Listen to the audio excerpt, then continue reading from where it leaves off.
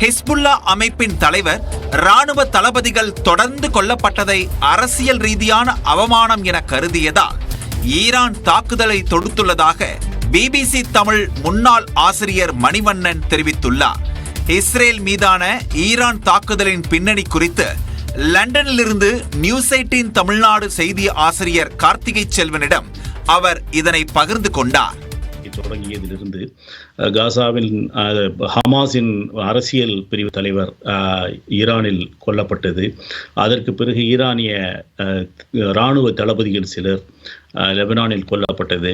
மற்றும் இப்பொழுது மிகச் சமீபத்தில் ஹெஸ்புல்லா இயக்கத்தின் தலைவர் நசரல்லா அவர்கள் பெய்ரூட்டில் ஒரு பதுங்கு இடத்தில் இருக்கும் பொழுது அவரும் இஸ்ரேலின் குண்டுவீச்சால் கொல்லப்பட்டது போன்ற தொடர்ச்சியான சம்பவங்கள் ஈரானுக்கும் இஸ்ரேலுக்கும் இடையே நிச்சயமாக ஒரு டென்ஷனை, ஒரு முருகல் நிலையை ஏற்படுத்தின. ஈரான் இதற்கு பதிலடி கொடுத்தாக வேண்டிய ஒரு சூழல் ஏற்பட்டது.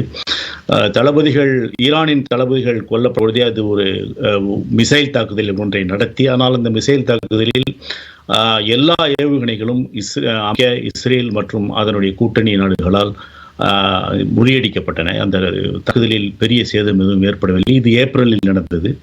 இப்பொழுது இந்த இஸ்ரேல் கடுமையாக இராணுவ நடவடிக்கைகளை அதிகரித்து கொண்டிருக்கும் போது இஸ்ரேலின் பசி என்று கருதப்படும் அதனுடைய ஹெஸ்புல்லாவின் தலைவரே கொல்லப்பட்ட அந்த சூழலில் ஈரான் பதிலடி கொடுக்காமல் இருந்தால் அது ஈரானுக்கு ஒரு லாஸ் ஆஃப் ஃபேஸ் என்று சொல்வார்களே, அது அவருக்கு ஒரு அவமானம் என்று அந்த ஒரு அரசியல் ரீதியான ஒரு கருதப்படும் என்ற சூழலில் அது பதிலடி கொடுக்க வேண்டிய ஒரு நெருக்கடிக்கு வந்திருக்கிறது. அந்த பதிலடியைத்தான் இப்பொழுது இன்று மாலை, செவ்வாய்க்கிழமை மாலை சுமார் 7:30 மணி உள்ளூர் நேரப்படி ஈரான் ஏவுகணை மழையை இஸ்ரேலின் டெல் அவீவ் நகரை நோக்கி பொழிந்திருக்கிறது.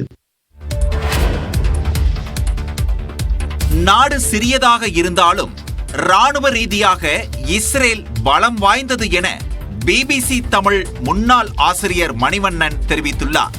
லண்டனில் இருந்து நியூஸ் 18 தமிழ்நாடு தொலைக்காட்சிக்கு பிரத்யேக பேட்டி அளித்த அவர் ஈரான் வான்வழி தாக்குதல் நடத்தியது ஏன் என்பது குறித்து விவரித்தார்.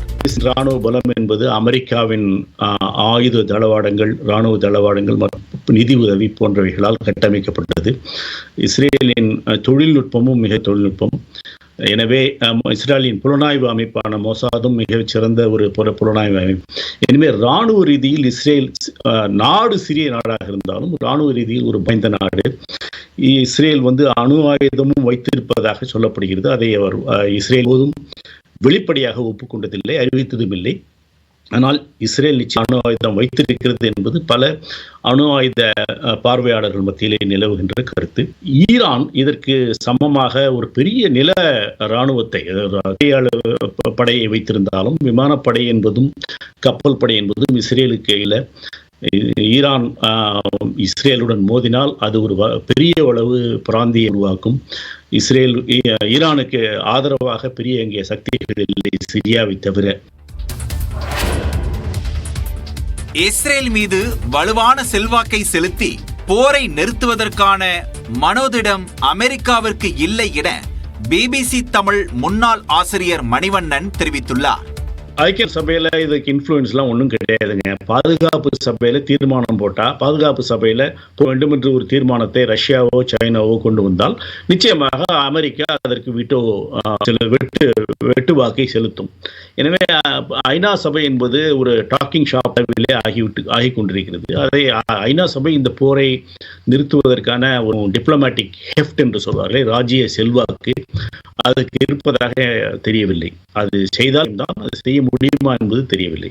அமெரிக்க அரசியல் தலைமை என்பது இஸ்ரேல் மீது எந்த விதமான ஒரு வலுவான செல்வாக்கை செலுத்தி அதை தடுக்கும், போரை தடுக்கும் என்று தெரியவில்லை. அதை தடுப்பதற்கான அரசியல் வில் என்று சொல்வார்களே, இந்த அரசியல் மனோதிடமும் அதற்கு இருப்பதாக தெரியவில்லை. Israel has a right to defend it self என்ற ரீதியில் தான் இரண்டு வேட்பாளர்களும் ட்ரம்பும் சரி கமலா ஹாரிஸும் சரி பேசிக் கொண்டிருக்கிறார்கள். எனவே அமெரிக்காவோ இந்த போரை தடுக்கும் என்று தோன்றவில்லை. இந்த விஷயத்தில் கவனத்தை செலுத்தலாம். ஆனால் ரஷ்யாவின் கவனம் எல்லாம் உக்ரைனில் இருக்கிறது. அந்த ஒரு ரீதியிலே ரஷ்யா இதில் பெரிய அளவுக்கு, அமெரிக்கா எந்த அளவுக்கு இந்த சிக்கலில் போய் மாட்டிக்கொள்ளுமோ அது தனக்கு சாதகம். மத்திய கிழக்கிலே கவனத்தை செலுத்த அது உக்ரைனிலே அதனுடைய கவனம் உக்ரைன் போரில் என்ற ரீதியில் தான் அது கணக்கு போடுகிறது. சைனாவை பொறுத்தவரை அது இந்த மாதிரி தேசிய விஷயத்திலும் இதுவரை பெரிய அளவிலே தலையிட்டு சமாதான முயற்சியிலோ அல்லது ஈடுபட்டதாக சமீப கால வரலாறு இல்லை. ஐரோப்பிய நாடுகளான பிரான்ஸ் மற்றும் மற்ற நாடுகள் ஒருவேளை இதிலே அமைதியை கோரலாம். அவர்களால் அமெரிக்காவின் கருத்தை மாற்ற முடியும் என்ற நம்பிக்கை. இஸ்ரேல் மீதான தாக்குதலுக்கு ஐநா பொதுச் செயலாளர் ஆண்டனியோ குட்ரெஸ் கண்டனம் தெரிவித்துள்ளார். தனது எக்ஸ் பக்கத்தில் பதிவிட்டுள்ள அவர், மத்திய கிழக்கு நாடுகளில் நிலவும் மோதல்களை உடனே முடிவுக்கு கொண்டு வர வேண்டும் என்று குறிப்பிட்டுள்ளார். போர் நிறுத்தம் தேவை என்றும் அவர் வலியுறுத்தியுள்ளார். இஸ்ரேல் மீதான தாக்குதலுக்கு இங்கிலாந்து பிரதமர் கெய்ர் ஸ்டார்மர் கண்டனம் தெரிவித்துள்ளார். ஈரான் தாக்குதலை கண்டித்துள்ள ஐரோப்பிய ஒன்றியத்தின் வெளியுறவு கொள்கை தலைவர் ஜோசப் ஃபொரெல் மத்திய கிழக்கு நாடுகள் மீதான தாக்குதலை நிறுத்துமாறும் தெரிவித்துள்ளார். இதனிடையே இஸ்ரேல் மீதான தாக்குதலுக்கு ஹமாஸ் அமைப்பு வரவேற்பு தெரிவித்துள்ளது. மருத்துவமனையில் அனுமதிக்கப்பட்டுள்ள நடிகர் ரஜினிகாந்த் நலமுடன் இருப்பதாக அதிகாரப்பூர்வமாக தெரிவிக்கப்பட்டுள்ளது.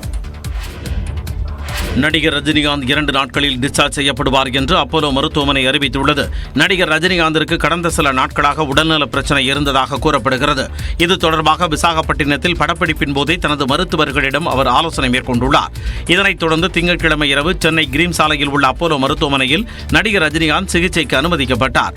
இந்நிலையில் அப்போலோ மருத்துவமனையின் சார்பில் ரஜினியின் உடல்நிலை குறித்த அறிக்கை வெளியிடப்பட்டுள்ளது.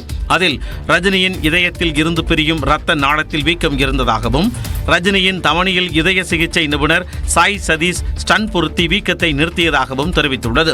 ரஜினிக்கு வழங்கப்பட்ட மருத்துவ சிகிச்சை திட்டமிட்டபடி நடைபெற்றதாகவும், ரஜினிகாந்தின் உடல்நிலை தற்பொழுது சீராகவும் அவர் நலமுடனும் இருப்பதாகவும் அப்போலோ மருத்துவமனை நிர்வாகம் அறிவித்துள்ளது. மேலும் 2 நாட்களில் ரஜினிகாந்த் டிஸ்சார்ஜ் செய்யப்பட்டு வீடு திரும்புவார் எனவும் தெரிவித்துள்ளது. ரஜினிகாந்திற்கு அறுவை சிகிச்சை இல்லாமல் டிரான்ஸ்கேத்தேட்டர் முறையிலேயே சிகிச்சை வழங்கப்பட்டதாகவும் அப்போலோ மருத்துவமனை தெரிவித்துள்ளது. நடிகர் ரஜினிகாந்தின் உடல்நலம் குறித்து அவரது மனைவியிடம் பிரதமர் நரேந்திர மோடி நலம் விசாரித்தார். நடிகர் ரஜினிகாந்த் உடல்நலக் குறைவால் சென்னை அப்போலோ மருத்துவமனையில் அனுமதிக்கப்பட்டுள்ளார். மருத்துவர்களின் தீவிர கண்காணிப்பில் இருந்து வரும் நிலையில் பிரதமர் நரேந்திர மோடி அவரது மனைவி லதாவுடன் தொலைபேசி மூலம் தொடர்பு கொண்டு பேசினார். அப்போது ரஜினிகாந்தின் உடல்நலம் பற்றி பிரதமர் விசாரித்தார். சிகிச்சைக்கு பிறகு ரஜினிகாந்தின் உடல்நலம் தேறி வருவது பற்றி லதா ரஜினிகாந்த் விளக்கம் அளித்துள்ளார். இதனை கேட்டுக்கொண்ட பிரதமர் மோடி ரஜினிகாந்த் விரைவில் குணமடைய வாழ்த்து தெரிவித்துள்ளார். இந்த தகவலை பாஜக மாநில தலைவர் அண்ணாமலை தனது எக்ஸ் பக்கத்தில் பதிவிட்டுள்ளார். நடிகர் ரஜினிகாந்த் விரைவில் குணமடைய வேண்டிக் கொள்வதாக தமிழ்நாடு ஆளுநர் RN ரவி தெரிவித்துள்ளார். இது தொடர்பாக தனது எக்ஸ் பக்கத்தில் பதிவிட்டுள்ள அவர், ரஜினிகாந்த் விரைவாகவும் சீராகவும் குணமடைய உலகெங்கிலும் உள்ள அவரது கோடிக்கணக்கான ரசிகர்களுடன் சேர்ந்து தானும் வேண்டிக் கொள்வதாக குறிப்பிட்டுள்ளார். இதனிடையே நண்பர் ரஜினிகாந்த் விரைந்து உடல்நலம் பெற விளைவதாக முதலமைச்சர் மு க ஸ்டாலின் தனது எக்ஸ் பக்கத்தில் பதிவு செய்துள்ளார். இதேபோன்று எதிர்க்கட்சித் தலைவர் எடப்பாடி பழனிசாமி தனது எக்ஸ் பக்கத்தில் பதிவிட்டுள்ளார். அதில் அன்பு சகோதரர் ரஜினிகாந்த் பூரண நலம் பெற்று வீடு திரும்ப இறைவனை வேண்டிக் கொள்வதாக குறிப்பிட்டுள்ளார்.